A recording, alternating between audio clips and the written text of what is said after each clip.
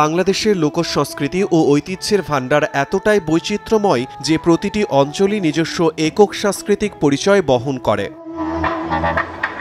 ব্রাহ্মণবাড়িয়া জেলার তেমনই এক অনন্য শিল্পরূপ হল মানব পুতুল নাচ, যা লোকনাট্য, নৃত্য ও পুতুল নাট্যের এক অপূর্ব সংমিশ্রণ। এই নাচে মানুষকেই পুতুলের মতো সাজিয়ে বিশেষ কৌশলে মঞ্চে উপস্থাপন করা হয়, যা দর্শকদের মধ্যে বিস্ময় ও আনন্দ উভয়ই জাগায়।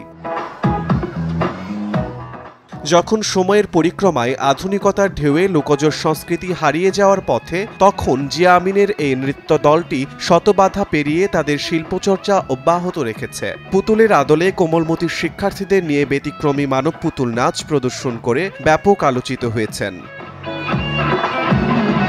দেশের গণ্ডি পেরিয়ে এবার জাপানে প্রদর্শিত হবে বাংলাদেশের বিখ্যাত এই নাচ। সে লক্ষ্যে 6 আগস্ট তার দলের ক্ষুদে নৃত্যশিল্পীদের নিয়ে যাচ্ছেন দেশটিতে।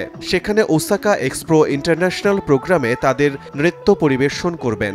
আমার এই টিমের যে 4 জন যাচ্ছে, আমি খুবই কৃতজ্ঞ, আমি খুবই খুশি ওরা যাবে এবং আমাদের বাংলাদেশের সংস্কৃতিকে বাইরে দেশে তুলে ধরবে। আমাদের স্কুল থেকে স্টুডেন্টরা, আমার সহপাঠীরা বাইরে যাচ্ছে, আমি খুব আনন্দিত এবং আমি খুব গর্বিত। আমাদের স্কুলে তারা পুতুল নাচ করছে, জাপানে যাচ্ছে, আমাদের অনেকই ভালো লাগতেছে, গর্ববোধ হচ্ছে। আমাদের ছোটরা বিদেশ যাচ্ছে, এই বয়সেই তারা অনেক কিছু করতে পারতেছে। ব্রাহ্মণবাড়িয়ার যে লোকসংস্কৃতি পুতুল নাচ, প্রাচীন যে লোকসংস্কৃতি পুতুল নাচকে আমরা সেখানে মানুষের মাধ্যমে মানব পুতুল নাচ আমরা সেখানে উপস্থাপন করব।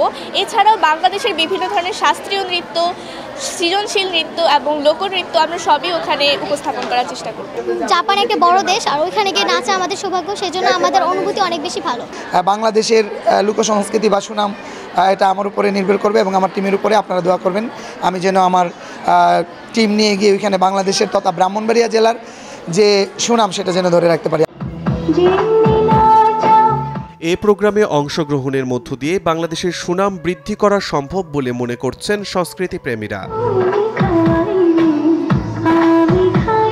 বাইরে যে আমার মেয়ে নাচ করবে, আমি নিজেকে অনেক গর্বিত মনে করছি, আমার খুবই ভালো লাগতেছে। এত ছোট বয়সে মাত্র ক্লাস 4 পড়ে, 9+ এজ, তো এত ছোট বয়সে এত সুদূর প্রবাসে এমন একটা সুযোগ পাবে, তার জন্য আসলে পুরো ক্রেডিট যাচ্ছে স্যারের। আমাদের জাপান যাব, আমাদের অনেক আনন্দ লাগতেছে। আর আমাদের একটা টিম আছে, 9 জনের টিম, আর এই সূর্যমুখী স্কুল থেকে মনে করেন যাওয়া হচ্ছে, এটা অনেক আনন্দের। আমার মেয়ে নাচ করবে।